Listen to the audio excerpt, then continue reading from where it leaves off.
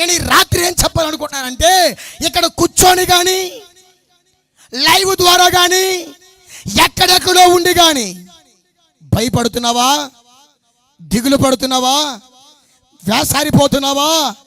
నీ భార్యను బట్టి, నీకున్న బలహీనతను బట్టి, నీకున్న అప్పులను బట్టి, నీ బిడ్డలను బట్టి, నీ ఆర్థికాన్ని బట్టి భయపడుతున్నావా? ఒక పని చేయొచ్చుగా.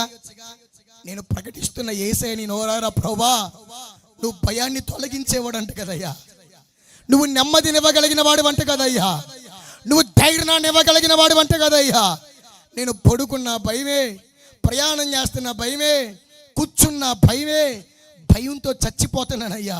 ఈరోజు ఆ యేసయ్య అనే దేవా నా ఇంట్లోకి వస్తావా, నా హృదయలోకి వస్తావా, నా మదిలోకి వస్తావా, నా గుమ్మాన్ని తాకుతావా అని ఒక్క మాట చెప్పగలిగితే